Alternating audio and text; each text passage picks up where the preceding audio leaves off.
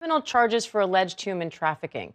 Abrego Garcia has been at the center of a high-profile court battle over his mistaken deportation to El Salvador.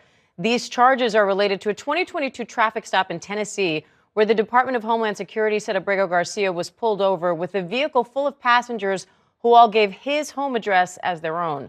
The Trump administration has admitted his deportation to El Salvador was what they called an administrative error, but had refused to facilitate his return despite a Supreme Court ruling. Let's get right to ABC's Catherine Falders, who has this exclusive reporting. So, Catherine, what do we know so far?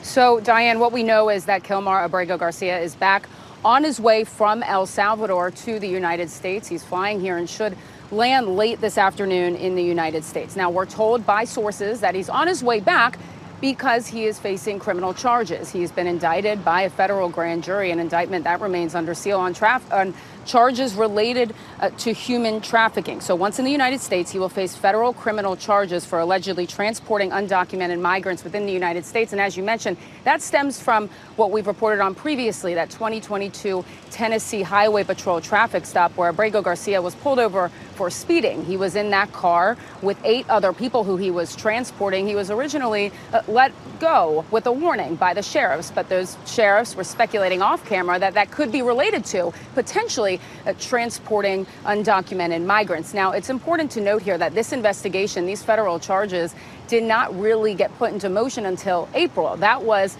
weeks after he was deported and after the government admitted that he was mistakenly deported. So this federal investigation started when he was already in El Salvador. Of course, this is a mechanism to bring him back to the United States, where he will land shortly. We are told by sources that an indictment could be unsealed as soon as today, where we will see these federal charges. But again, it's worth pointing out, too, that it's unlikely that this criminal investigation wouldn't have started if it wasn't for that judge in Maryland in that civil case saying that ordering the government to bring Kilmar Abrego Garcia back to the United States. We remember that went to the Supreme Court. The Supreme Court agreed with the district judge here and said that he must come back.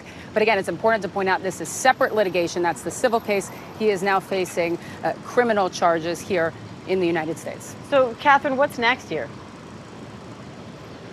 So what would likely happen next is once Kilmar Abrego Garcia touches down on U.S. soil, he will likely either make his way to a courthouse potentially to face these charges. Maybe that's a federal prison. Again, all of this is unknown. Details are still coming in here, but that is likely what will happen next. He will be here. He will likely make an initial appearance. Timing on that is unclear, but he will be told of these criminal charges if he hasn't already been told when he got on that plane from El Salvador.